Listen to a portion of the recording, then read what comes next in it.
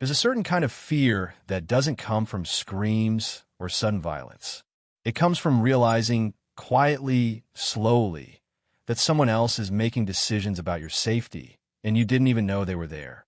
Most people think the wilderness is dangerous because of animals, weather, or getting lost. But the truth is, the scariest thing you can encounter out there isn't nature at all. It's another person, one who found you when you thought no one else even knew where you were. Before we get into today's stories, I want to take a moment to thank today's sponsor, ZocDoc. A lot of the stories I share start with something small, a weird feeling, a detail that seems easy to brush off. And honestly, that's not very different from how a lot of us treat our own health. Maybe it's a strange pain, or just that constant mental weight of knowing you should probably see a doctor, but telling yourself you'll deal with it tomorrow. I caught myself doing exactly that, putting things off. And that's when I used ZocDoc, and it actually made the whole process painless. ZocDoc is a free website that lets you search for in-network doctors, compare them by specialty, see real appointment availability, and book instantly. In many cases, you can even get in within just a couple of days. You can read verified patient reviews, check out doctor profiles, and choose someone you're genuinely comfortable with, without any awkward phone calls. What I personally liked was being able to find a doctor with next-day availability and reviews that specifically mentioned listening and taking patients seriously. That matters because walking into an appointment already feels stressful enough. So if you've been avoiding a doctor's visit or just want an easier way to find someone you actually trust, head over to zocdoc.com/Mr. Nightmare and see what's available in your area. It only takes a few clicks. I went camping alone last winter with my dog, Roscoe. It's something I'll never do again. At the time, it felt like exactly what I needed. I had taken a few days off work, felt burned out, overstimulated, and just tired of people. I wanted silence. Real silence. The kind you only get when you're far enough away from everything else that no one can casually stumble across you. So I loaded my truck with my winter gear and drove up a long, narrow trail that cut deep into a state forest. The road barely deserved to be called a road. It was poorly maintained, completely covered in packed snow and ice, and flanked by trees so thick they swallowed the daylight. There were no tire tracks, no signs of recent use, and most importantly, no other cars. After nearly an hour of driving deeper and deeper into that forest, I finally came across a small pull-off. It looked old, forgotten, like it hadn't been used in years. The snow there was smooth and untouched. That should have been my first warning. I parked, slung my pack over my shoulder, and let Roscoe hop down from the truck. He was excited, bounding through the snow, tail wagging, completely unaware of how isolated we really were. From the pull-off, we hiked another 20 minutes into the woods until we reached a small clearing surrounded by thick trees. The snow was deep and pristine.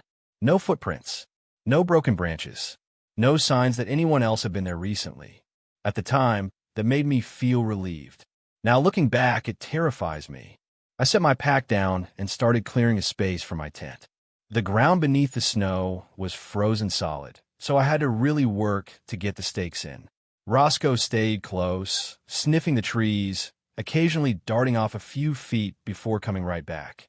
He never wandered far. I pitched the tent, laid out my sleeping pad, and unrolled my winter-rated sleeping bag inside.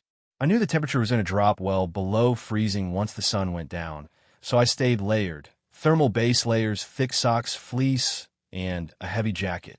Once camp was set, I gathered deadwood and built a small fire pit. I got the fire going and waited until it settled into a steady flame before cooking dinner. Nothing fancy, just something warm. I sat on a log while Roscoe lay near the fire, his head resting on his paws. The woods were silent in a way that felt unnatural. Snow absorbed sound, something my dad taught me years ago, and out there it felt like the world had been muted. Even the fire crackling felt too loud. After I finished eating, Roscoe suddenly stood up. He started barking toward the trees. At first, I didn't think much of it. Deer were everywhere out there, and he'd barked at them plenty of times before. I told him to relax, and after a minute, he did, sitting back down, though his ears stayed perked.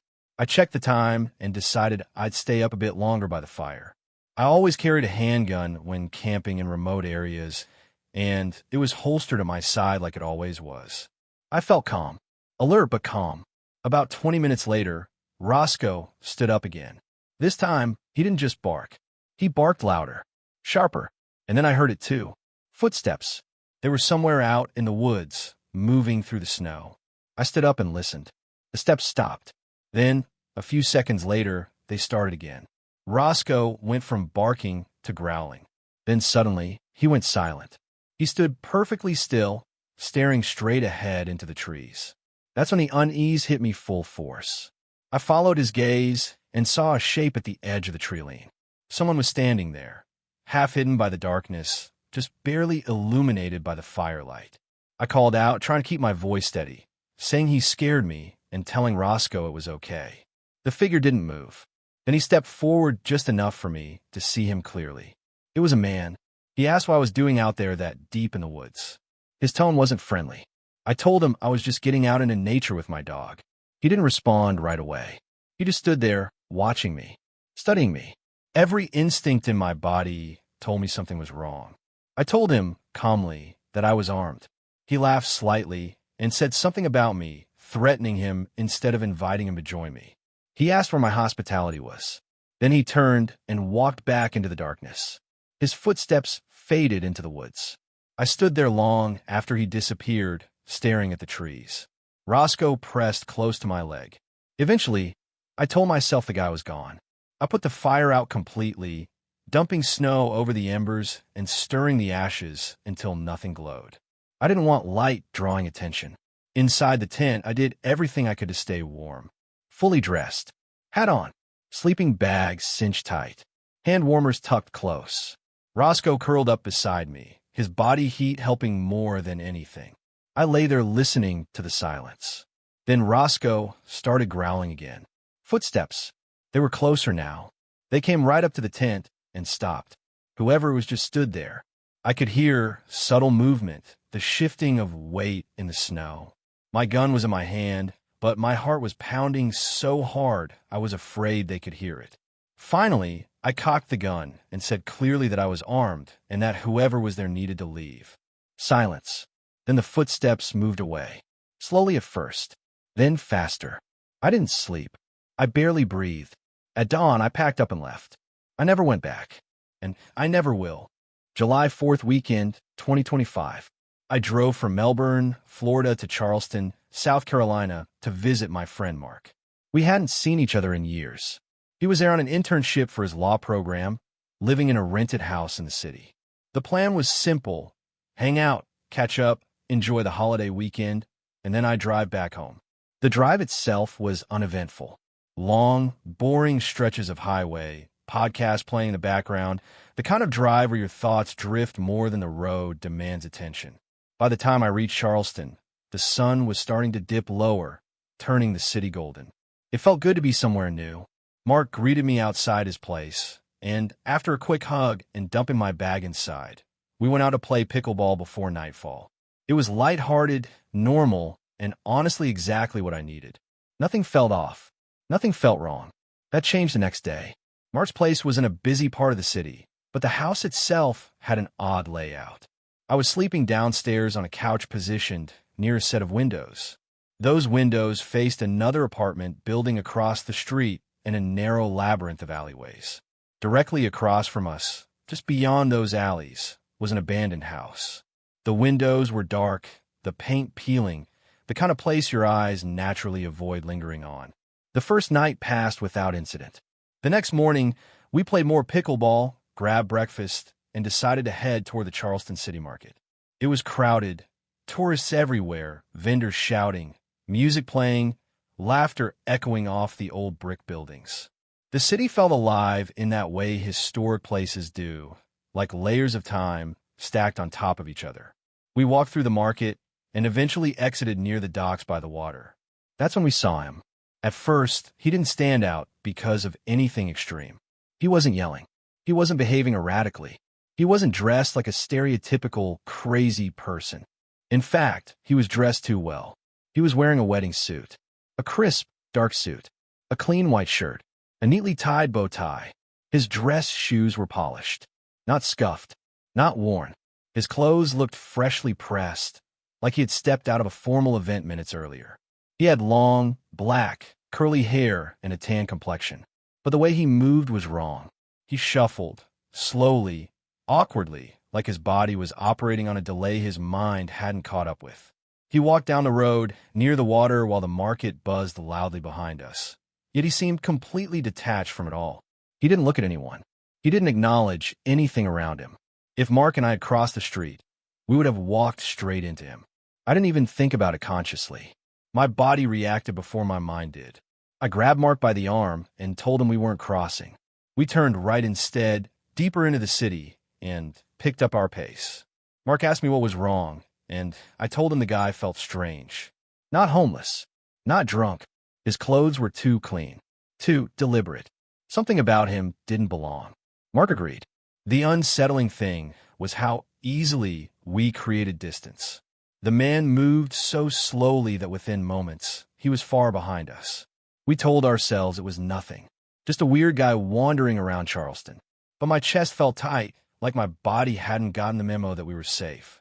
We kept walking, weaving through the city streets, stopping at shops, grabbing drinks, talking about life. Eventually, I started to relax, until we saw him again. We were on another busy stretch of Charleston, several streets away from where we'd first encountered him. I was looking into a shop window when Mark stopped walking. I followed his gaze. There he was, the same man, same suit, same bow tie, same hair, same slow, shambling movement. He was far down the street, diagonal from us, moving at the exact same pace. My stomach dropped. There was no logical way he could have gotten there without us seeing him. We hadn't doubled back. We hadn't crossed paths again. The city was crowded. He should have been impossible to miss. I pointed him out to Mark, and we both just stared. Neither of us spoke for a moment. It didn't make sense. We pushed the feeling aside, because that's what people do when something doesn't fit neatly into reality. We told ourselves coincidence. Charleston is a tourist city. Plenty of weird people wander around. Still, the image of him stayed with me. The next day was July 4th. We spent the evening on an island about 20 minutes from the city, watching fireworks explode over the water.